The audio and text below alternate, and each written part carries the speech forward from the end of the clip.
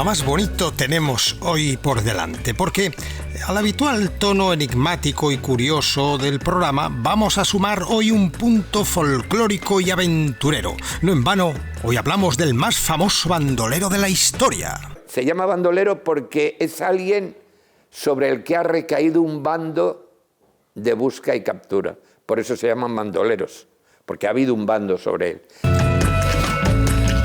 Porque amigos, hoy exploramos la vida de Luis Candelas, el bandolero más famoso de la historia de España. Con su apariencia elegante y culta y su habilidad para esfumarse tras sus fechorías, Luis Candelas se elevó en un auténtico mito. Un legado fascinante que terminó en tierras de Castilla y León nada menos, pues sus días de andanzas y correrías acabaron en Alcazarén. ¿Cómo fue posible aquella detención definitiva? Cuestiones que debemos aclarar en ¿Qué pasó aquí? Señor alcalde, decide al corregidor que yo por Luis Candelas me estoy muriendo de amor.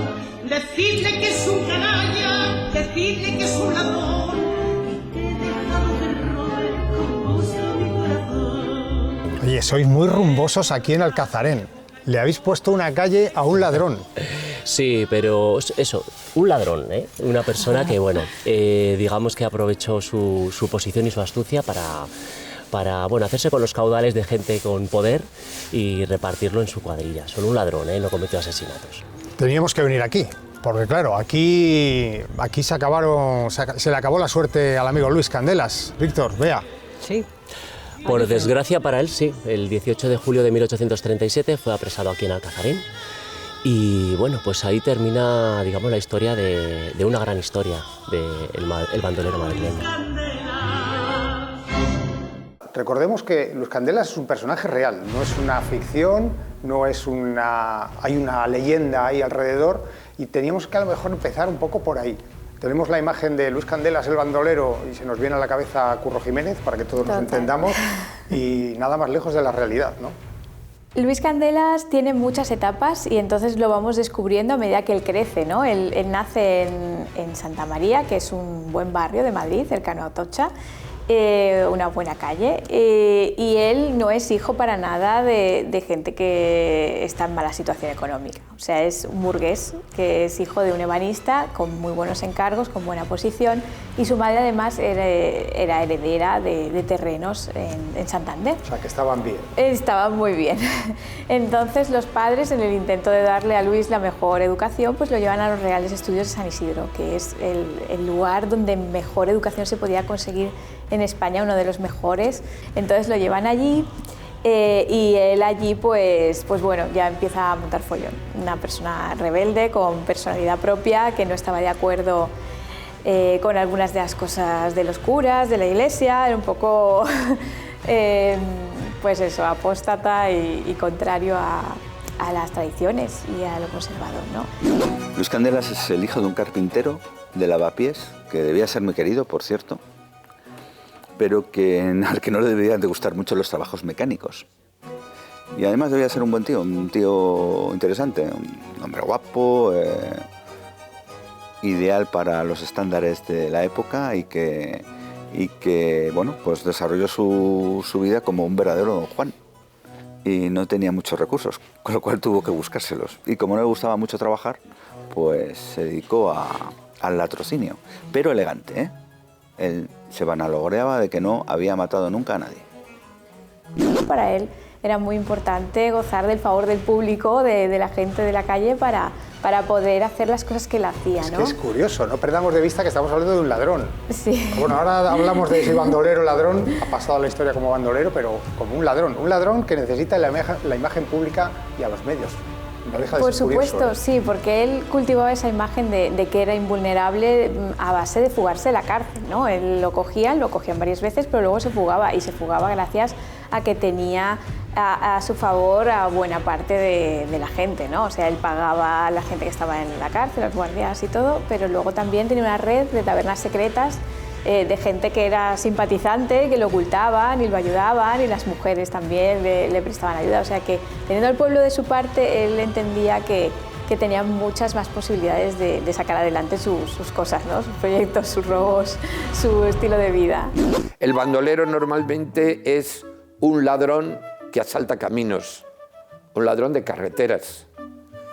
Y Luis Candelas era un ladrón urbano, que tenía su propia banda de ladrones, pero ladrones urbanos de la ciudad de Madrid.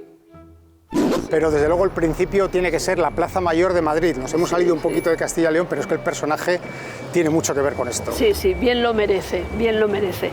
Pues sí, desde luego la Plaza Mayor, que la hicieron construir en el 1606, creo, ¿no?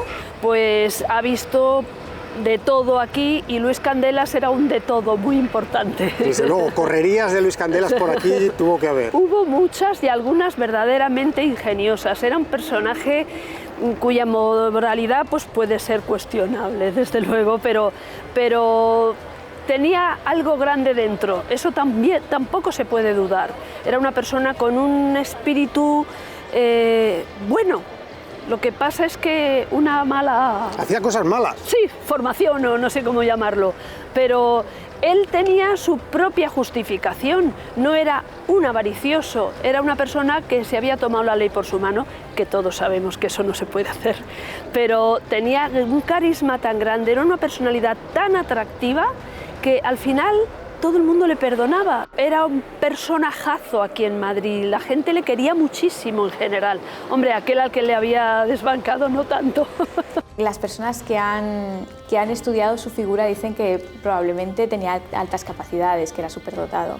Una persona que leía mucho, era muy autodidacta, y entonces tiene un mal encuentro con uno de sus profesores y lo expulsan del colegio porque para disciplinarlo el cura le da una torta y Luis le devuelve 2. Entonces ahí empieza un poco lo que es su carrera al margen de las normas, ¿no?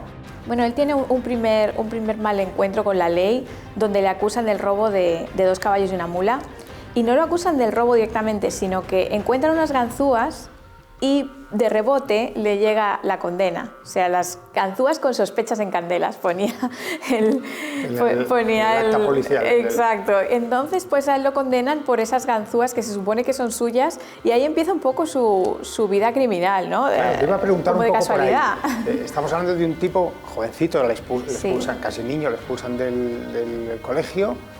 Pero ¿dónde se produce el cambio de ese tipo curioso, inteligente, cultivado, para decir, a partir de este momento, no sé si hay un antes y un después, si se constata, bueno, me convierto en ladrón? A mí me parece que hay un antes y un después en lo de los 2 caballos y una mula, porque realmente él no había robado nada. O sea, el tema de las ganzúas le cae como de rebote y le echan un montón de tiempo, ¿no? Ahí, en esta primera condena. Entonces ahí ya tiene un peso encima que tiene que superar. Y bueno, eso unido a que él era un personaje que quería más, que él no se iba a conformar con ser el hijo del carpintero, sino que sus aspiraciones iban a más, ¿no?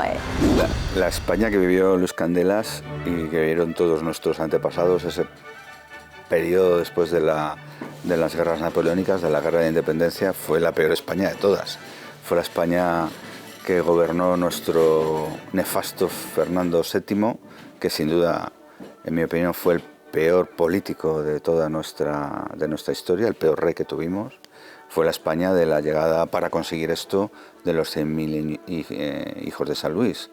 100.000 soldados que, comandados por el duque de Angulema, invadieron otra vez España, pero en este caso, o mejor dicho, otra vez más con la aquiescencia de nuestro rey, puesto que el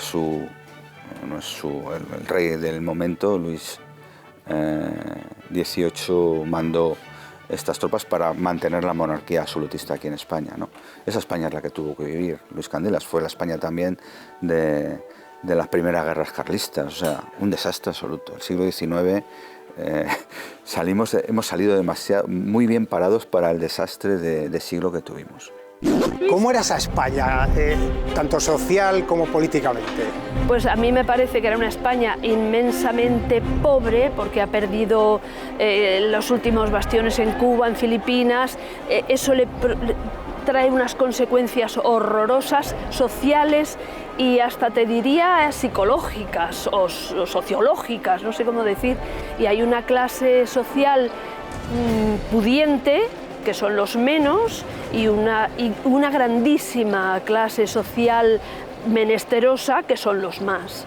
Y entonces pues este hombre nace en la segunda y comprende, es un tipo muy inteligente, lee mucho, se cultiva, no es un patán. Entonces él comprende que hay una injusticia ahí de base y lo que pueda él hacer, pues lo va a hacer. Y además él también, vamos, no es un santito ni de lejos, y lo que no quiere, él no quiere pertenecer a esa clase miserable de todos tirándose a por el plato de comida, entonces se aparta de ahí y desde una situación un poquito de poder lo que hace es ayudarles. Él, por un lado, es verdad que tenía esos gustos exquisitos, porque al ser una persona cultivada y con aspiraciones, pues sí que ese era el ambiente que él quería para sí mismo. Pero obviamente no se puede robar a los pobres, como le dice la madre, no se puede robar a quien no tiene nada. Entonces, realmente sí que seguramente le aportaban, o sea, era un robo con inteligencia incluida, ¿no? Digamos.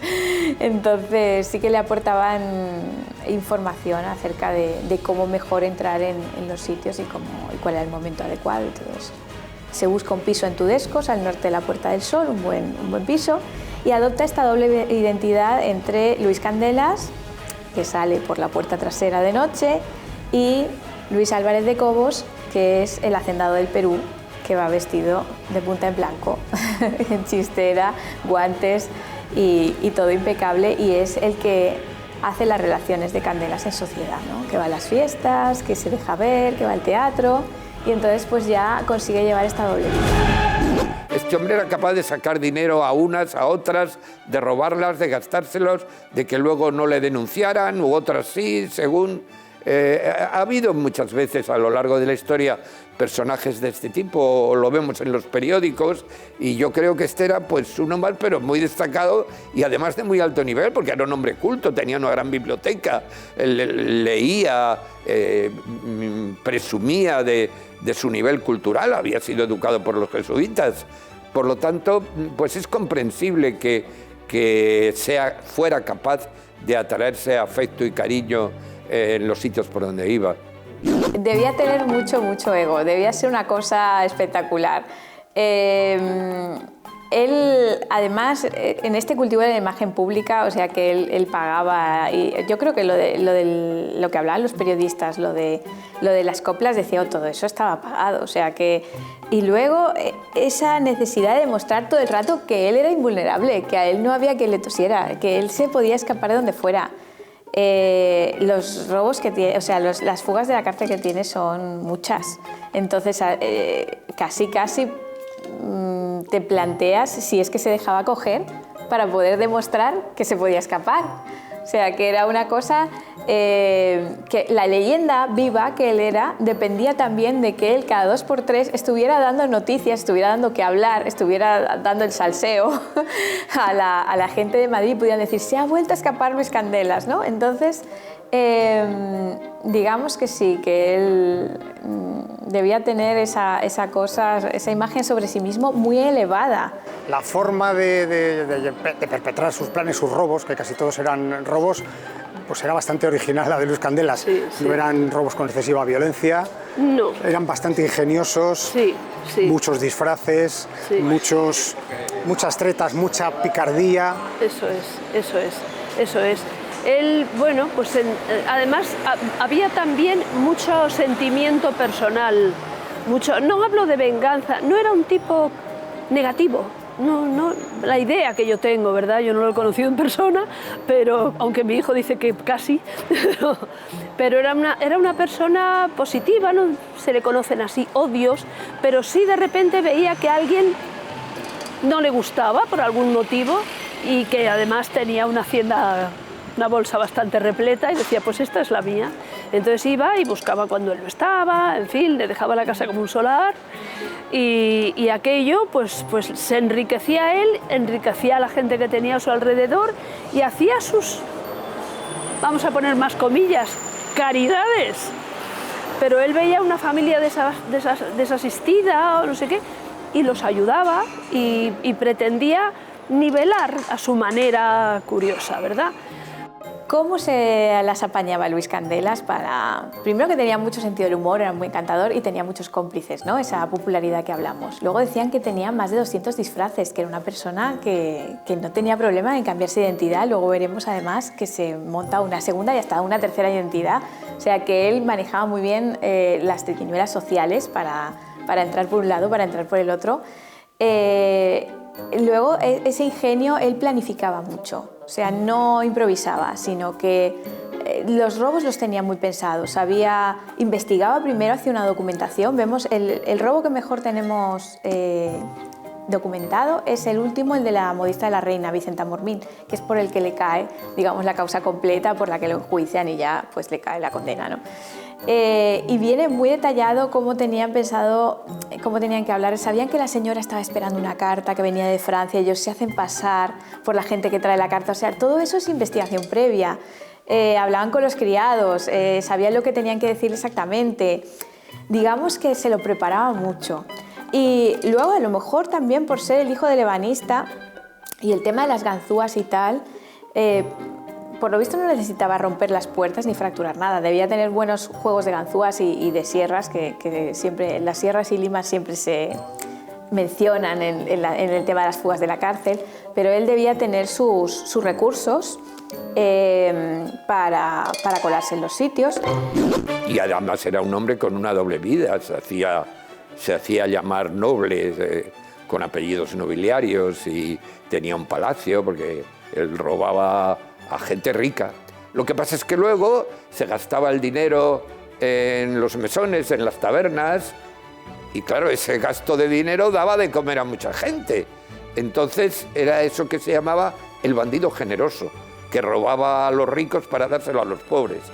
En el camino él se quedaba con lo suficiente para vivir también como rico, y bueno, pues estaba lleno de fama, de prestigio y de afecto del pueblo madrileño.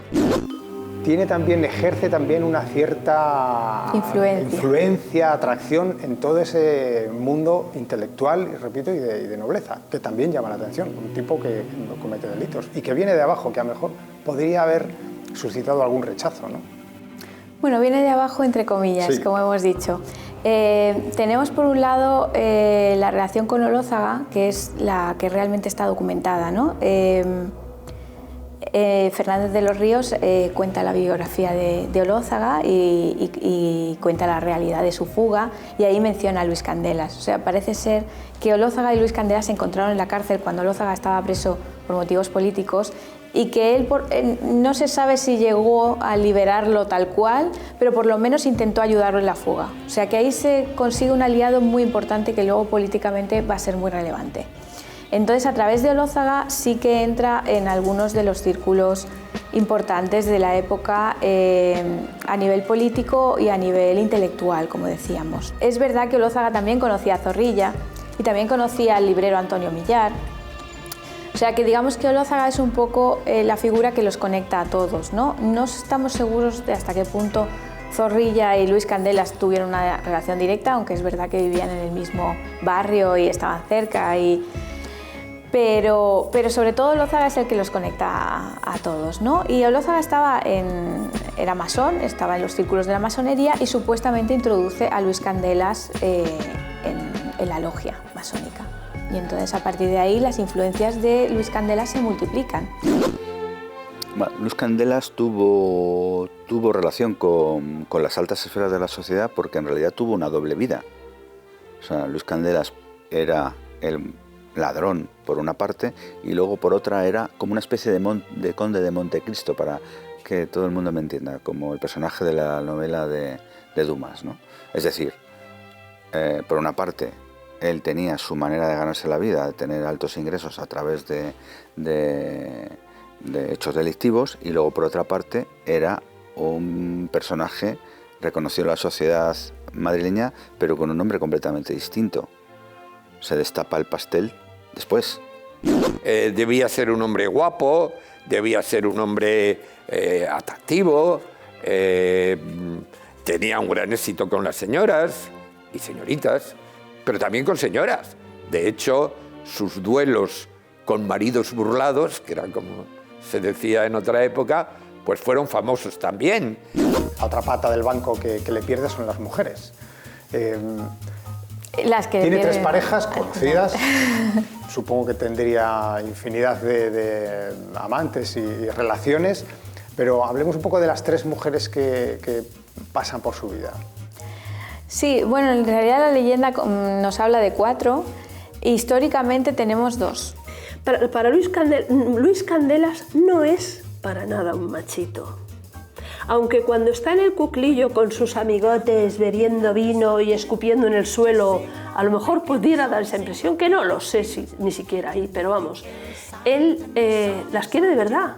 Cuando dice te quiero, cuando alguna le pide cuentas, es completamente sincero, le está diciendo la verdad. Lo que pasa es que, bueno, pues tiene, ya sabemos que una moral relajadita, y para él la infidelidad es dejar de quererla y fingir que la quiere, pero si la quiere no hay tal infidelidad. Entonces, pues se deja guiar por su corazón y él es ley, y el corazón pues todos sabemos que no puede serlo nunca. Ay, las mujeres. Entramos en uno de los aspectos que más van a marcar la vida del bueno de Luis Candelas, hasta el punto de costarle el fin de su exitosa carrera e incluso su propia vida. Pero os lo contamos a la vuelta de unos brevísimos anuncios publicitarios.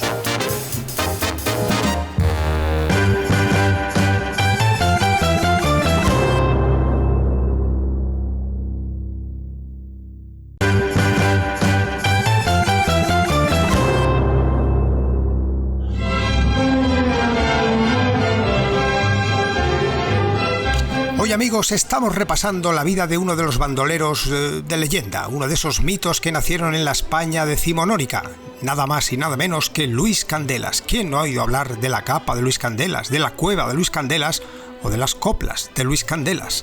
Ya hemos conocido parte de su vida, su habilidad para infiltrarse en las casas ajenas y tomar, pues eso, de lo ajeno propio.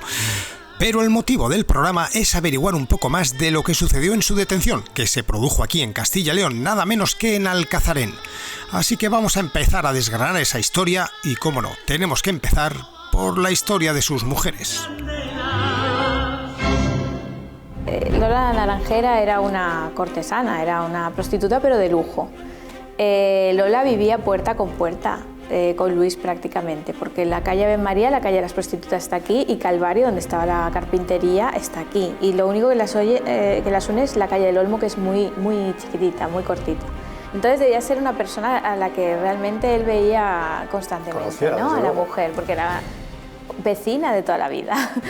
Entonces es leyenda, pero podría ser verdad. Por cercanía, desde luego, podría ser cierto. También se decía eso, que Lola era amante del rey y que estaba un poco con los dos, ¿no? Que no podía librarse del rey, pero que Luis Candelas era su vecino, su amor. Luego está Manuela, que de Manuela sí que tenemos documentación, porque claro, los registros parroquiales son muy importantes a la hora de investigar este tipo de figuras, ¿no? Su primer matrimonio, ¿no? Su único matrimonio. Esa es la única vez que lograron llevarlo al altar, ¿no? Se casa en San Millán y San Cayetano, de ahí tenemos la partida de casamiento. Se casa con Manuela Sánchez Quijano, que era una mujer que había pasado por la cárcel igual que él, y era una manola del barrio de Lavapiés, o sea, una persona que le daba bastante bien la réplica. Se van a Zamora juntos porque la familia de la novia era de allí y tal, y aguanta menos de un año, o sea, se casa en carnaval. Antes de Navidad ya dice, esto no es para mí, el matrimonio me está matando. La falta de desafío, la falta de la conquista, la falta de acción le hacen volver a Madrid. Y ya perdemos un poco la pista de sus amores hasta que... Aunque luego es verdad que en la primera etapa esa del Don Juan sí que se menciona una viuda, a Consuelo la peinadora, bueno, una serie de muchachas a las que les sacó las tajadas, ¿no? Como si dijéramos, las dejó un poquito en la ruina. Pero luego ya saltamos a Olózaga, porque supuestamente, además de compartir a Lola con Fernando VII, compartió a María Alicia con Olózaga. O sea, María Alicia era amante de Olózaga y era amante de Luis Candelas. Y debía ser una mujer muy especial, que dicen que se vestía de hombre y que era muy muy mundana, que había recorrido Europa y que era una mujer muy, muy cultivada, muy de mundo y tal, y muy especial, ¿no? Y ella aparece como amante de los dos. Y luego ya llegamos a la que fue su último amor, ¿no? Que la leyenda la llama Clara María, a falta de otro nombre. Hasta donde yo he podido saber, se involucra sinceramente en esas relaciones y no hay una relación de poder, no hay un juego de celos, de yo a ti te hago sufrir y así te manipulo y te manejo. No, hay sinceridad de verdad. Y ese agua clara es lo que hace que todas sigan en esa vorágine pues un poquito loca, ¿no? Porque, en fin, a nadie nos gusta ser compartido. Y sin embargo todas le siguen queriendo. En los dos sectores sociales en los que se movía, por el día con la nobleza, tuvo varias amantes que eran condesas y duquesas, y por la noche en los mesones o de juerga con mujeres de todo tipo y personas que pertenecían a otra clase social, eso que pudiéramos decir, clases altas y clases bajas, pues era querido en un sitio y en otro. Hay muchos personajes, pues como estos que hablan ahora del timo del amor y todo, pues este hombre era capaz de sacar dinero a unas, a otras, de robarlas, de gastárselos, de que luego no le denunciaran, u otras sí, según... Háblame de un triángulo importante. Lola, la Naranjera, Luis Candelas y nada más y nada menos que Fernando VII. Uf. Explícame ese triángulo. Pues mira, todo esto surgió cuando nació Internet en nuestras vidas. O sea, te estoy hablando de hace 20 añicos, casi, o lo que sea, ¿no? Entonces, pues estábamos una compañera y yo del trabajo, un día pues, buscando no sé qué, y nos saltó, haciendo una investigación, nos saltó un titular que ponía «La Naranjera de Lavapiés, amante de Luis Candelas y de Fernando VII». Digo, stop, aquí me he parado, esto hay que investigarlo. Es difícil separar la figura de Fernando VII como rey de España de su vida personal. Francamente, a mí su vida personal me importa poco. Me importa lamentablemente sus hechos, sus hechos que llevaron a nuestro país a un retraso secular, ¿no?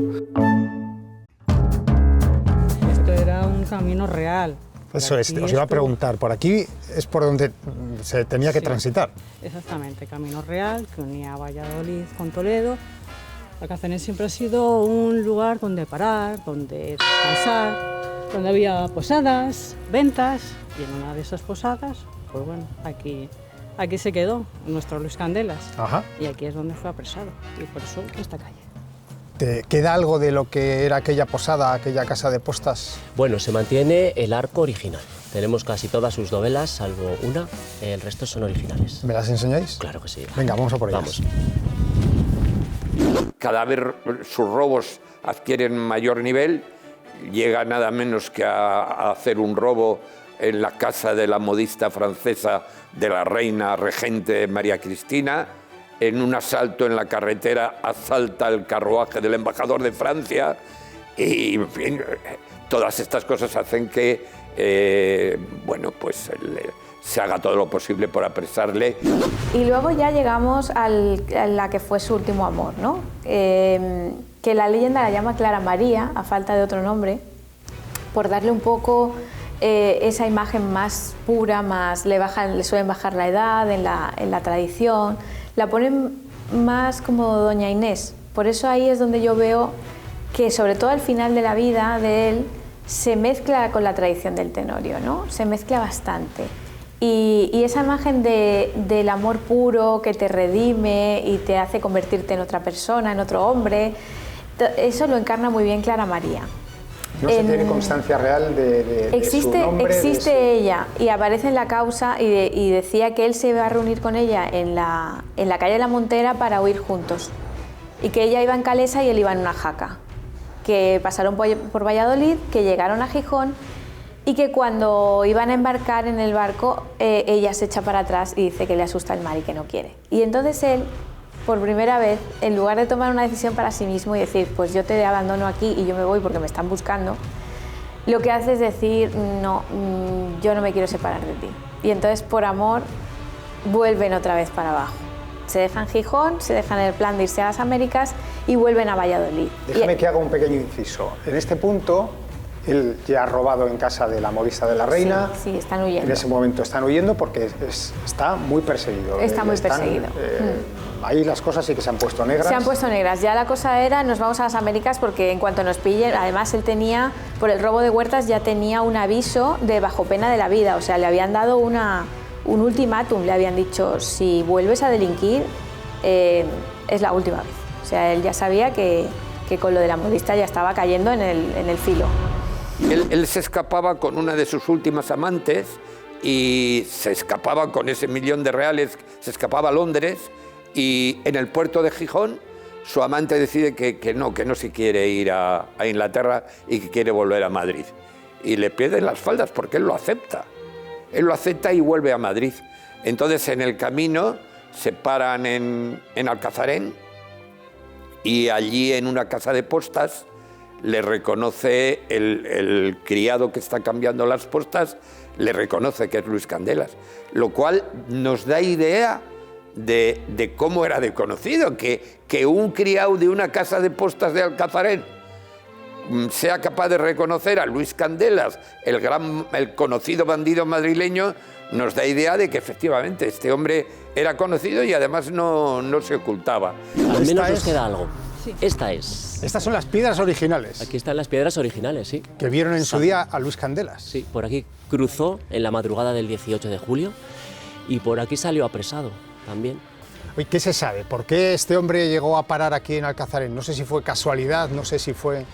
Bueno, fue casualidad. Él escapaba de la justicia después de uno de los robos más importantes de su carrera, que fue precisamente el que sucedió con Vicenta Mormín, Es que cabreó a mucha gente. Claro, eso fue la guinda, digamos, del pastel. Él pretendía escapar de España con Clara María y subió hacia arriba, hacia Asturias, y bueno, como que se arrepintieron un poco de esa salida, entonces bajaron. La intención era volver a Madrid. Al llegar a Valladolid se separaron. Luis Candelas continuó un poquito hacia el sur. Bueno, hay que recordar que por aquellas ya le estaban buscando. Sí, estaban buscando. Habían intensificado la búsqueda precisamente por este robo a Vicenta Mormín. No se le ocurrió otra cosa nada más que robar a la modista de la reina. Entonces, claro, eso ya fue un robo que no se pudo pasar por encima y todo el mundo le conocía y casi todo el mundo ya le podía perseguir. Llegó aquí, Clara María también la acompañaba y bueno, hasta que... Se alojaron aquí de momento, ¿no? Clara María no llegó se quedó en Valladolid. Bien, lo que pasa es que en nuestra recreación teatral, bueno, hemos adornado un poquito, hemos dado un poquito más de romanticismo. Un poco licencia artística, claro, ¿no? Al relato. Claro, y se ha creado algo también un poco de ficción. Entonces, en nuestra recreación sí que aparece Luis Candelas con Clara y se alojan los dos aquí, pero la historia real cuenta que solamente viene Luis Candelas. El caso es que se cruzan con él una diligencia por lo visto, por los caminos y lo reconocen. Y ya la mañana del 18 de julio van a por él. O sea, rodean la posada del Caño en Alcazarén y lo prenden. Y ya se lo llevan a Madrid. Entonces dicen que primero él entra en Valladolid con la noticia por delante de que él era Luis Candelas y que la gente se apilaba para verlo, las muchedumbres, todo el mundo quería saber cómo era realmente, las mujeres iban allá a verlo y tal, y dicen que entró por la puerta de San Vicente y que lo tuvieron dando vueltas en las rotondas, que lo tenía a cara descubierta, que decían que era algo que no se hacía con ningún reo, pero a él, o sea, digamos que querían dar un escarmiento, también fue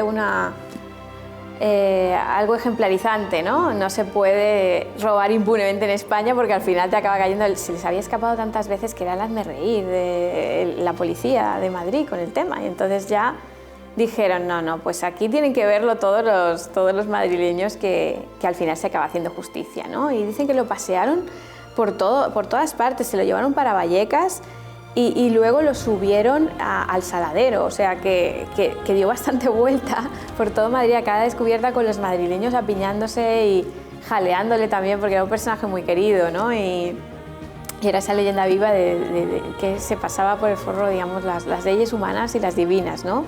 A la iglesia le decía por aquí y a la policía decía por allá, ¿no? Y eso era como muy admirable por lo visto. Y entonces, pues nada, lo llevan al saladero y ahí ya tiene que esperar varios meses a que lo juzguen y a que caiga la sentencia, ¿no? Sí, lo juzgan en octubre, creo recordar. Claro, y en noviembre es cuando le cae la sentencia, ¿no? El 6 de noviembre ya es la... No es muy mayor, Luis. No. Apenas está en la treintena cuando es capturado, quiero decir, no... Es difícil pensar que está ya cansado de la vida, que está cansado, y sin embargo empieza a cometer una serie de errores, no sé si es exceso de confianza. ¿Qué le hace llegar a ese extremo? Pues mira, te voy a decir que quizá el amor. Fíjate lo que son las cosas. Porque cuando se enamora pierde el norte. Y es sinceramente así. Entonces se enamora de esa chica, Clara, y ella está muerta de miedo porque sabe que le pisan los talones, y a ella de rebote, y está muerta de miedo y le propone marcharse, y en el momento determinado se echa atrás. En fin, yo creo que le pierden las mujeres de principio a fin, en el mejor de los sentidos, en el sentido de que las ama, de que se deja conducir por ellas en un gran aspecto de su vida. Entonces, pues se relaja porque ya no es importante el tener o no dinero, el hacer o no fechorías. Ahora de repente hay otro tema que protagoniza su interés, y es esa chica. Y todo lo demás palidece y deja de cuidarse, deja de tener precauciones, las necesarias, se confía, y ahí es cuando baja la guardia. Y ahí es cuando le cazan. Y ya ahí es cuando ya no es tan fácil salir de la cárcel. No, pues, pasa la noche y a la mañana ya tiene aquí a medio ejército para prenderle. Sí, eran como 6 caballos que acompañaban al comandante de Olmedo, y a pesar de que él intenta engañarlos, ellos no se lo creen y lo atrapan. Aquí prenden a Luis Candelas, algo que bueno, dio pie luego a toda una historia que hemos recreado aquí en Alcazarén, y se lo llevan a Valdestillas, luego a Valladolid, y finalmente se lo llevan a Madrid, a la cárcel. ¿Cómo es ese juicio? Que es un juicio muy bien documentado, además. Mucho. Son como 150 páginas. Viene muy detallado, ¿no? Así que realmente lo que viene es la parte que concierne al propio juicio, ¿no? No te viene la historia de Luis Candelas previa, eso lo tienes que buscar en otros sitios. Pero también te cuenta todo el proceso, te cuenta cómo entraron, en algún momento a la señora le sale sangre de la nariz y entonces vienen a cubrirla y ayudarla, le ponen una capa por encima para que no vea lo que está pasando. Luego ella se queja de que está incómoda y le ponen unos cojines debajo. Digamos que intentaron tratarla bien. Ella pidió que los documentos no se le tocaran y se le respetó, pidió agua y se le dio. O sea, todo esto te viene contado. Un ladrón bien intencionado. Claro, él estaba como pendiente de ella, ¿no? Porque ya te digo que lo de los malos tratamientos era algo... si se te quejaba el robado, la víctima se te quejaba extra, entonces te caía más pena. Y luego vienen los alegatos digamos, del fiscal, ¿no? Cuando dice que Luis Candelas es el terror de Madrid y que no podemos seguir consintiendo esto y que queda probado que año tras año nos ha estado burlando, y bueno, y ya llega la sentencia, ¿no? Oye, aquí en Alcazarén además habéis decidido que, bueno, pues que ese hecho, la captura del ladrón, lo habéis convertido en un atractivo turístico, y todos los años le dedicáis, como decíamos antes, unas actividades, sí, unos días, ¿no? Sí. Tenemos nuestra feria. Eso, ¿cómo salió? ¿Cómo nace?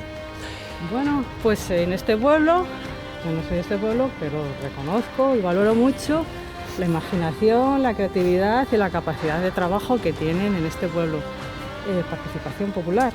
Hay unos estupendos guionistas, escritores, actores y gente dispuesta a trabajar y hacer muchas cosas. ¿Y lo que representáis, que es ese momento en el que es capturado? Bueno, se hace un barrido, digamos, por varias etapas de su vida. Es verdad que el punto central está aquí. La recreación se hace en el Centro Cultural San Pedro, que tenemos aquí, y justamente hay un momento en el que se alude a la llegada La gente sale del teatro, digamos, y viene aquí a ver cómo llega Luis Candelas y cómo lo prenden. Es un punto, digamos, central de la obra, ¿no? Es una obra muy dinámica, muy entretenida. Una parte hay en el Centro Cultural, una maravilla mudéjar que tenemos aquí, y la otra parte... Pues ha llegado a nosotros por eso, porque se impregna en la cultura popular. No en vano, hoy hay lugares de Madrid donde su nombre es recordado, donde en Alcazarén tenemos una calle que lleva su nombre. En fin, era un personaje que después, sobre todo de su muerte, fue muy querido, porque estaban todas las coplas, que era una de las formas de comunicación oral en este caso, ¿no? Y que se han estado cantando o se siguen cantando actualmente, ¿no? Y luego todo eso se incorpora a la literatura romántica del momento, y escritores españoles extranjeros lo incorporan a su imaginario novelístico y hacen de él, pues, un personaje mitológico. Le sentencian nada más y nada menos que a pena de muerte por garrote vil. Eso es. No sé si es una pena que se aplicaba a delitos como el del robo de la modista en aquella época. Yo creo que en el caso de Candelas se acumulan todos los años, ¿no? Porque sí que nos debe tantos años de prisión, o sea que ya debía ser una cosa acumulativa, ¿no? No creo que... Si hubiera sido ese robo solo, probablemente a lo mejor no le hubieran condenado a muerte. Pero al ser una cosa que ya llevaba muchos años y las fugas de presidio, y como te digo, por el robo de Huertas le habían dado pena de la vida. Si no lo cumplen, es el cachondeo mayor del reino. Entonces ya le habían avisado, tenía ya un ultimátum de te vamos a matar a la próxima. O sea que digamos que estaba ya preparado para eso. ¿Cómo se produce la ejecución? Me refiero, ¿cómo trató la prensa, sobre todo en aquel momento, que también estará, pues, bastante bien documentado, porque la expectación que tuvo que generarse en noviembre del 37, que es cuando, 1837, que es cuando le ejecutan? ¿Cómo se trata esa condena? ¿Cómo llega Luis Candelas ese día a su patíbulo? Había mucha expectación, como dices, y debía estar Madrid bastante volcado porque ya te digo, lo que Luis daba era espectáculo. Él aparece como espadista y tomador del 2 en las fichas, ¿no? Esto era algo que te quería decir antes, que el espadista es el que abre las puertas con las ganzúas y el tomador del 2 es el carterista. Y él dicen que en el Tragañiños había una escuela de carteristas que ponían los maniquíes y les enseñaban a robar y todo, ¿no? Entonces, la cosa es que tenemos algunas crónicas de ese día. Tenemos la del Español, que precisamente José Zorrilla estaba de redactor en el Español cuando se produce la ejecución de Luis Candelas, con lo cual yo en el libro lo puedo hilar muy bien y poner a Zorrilla en esa primera fila hablando de la ejecución y contando lo que pasa, ¿no? Y las crónicas lo que resaltan es que él llegó muy entero, llegó muy gallardo y llegó intentando mantener esa pose que él había tenido toda la vida de invulnerabilidad y de serenidad y de gallardía y de amigo del pueblo, de tal manera que las últimas palabras son para el pueblo. O sea, él dice, tengo que decir algunas cosas, y entonces dice, adiós patria mía, sé feliz, ¿no? Como dirigiéndose a la gente que lo había aclamado y que lo había apoyado, ¿no? Se encomienda supuestamente a través de las cartas y en el último momento se encomienda a Dios, dice que él se iba con las manos limpias de sangre y que se encomendaba a Dios y bueno, pues tiene esas palabras para la gente que estaba ahí admirándolo, ¿no? Y en las crónicas se dice, extrema entereza ha mostrado Luis Candelas hasta llegar al patíbulo, ¿no? Se ve que no se quebró en ningún momento en que intentó estar simpático y encantador hasta su última hora.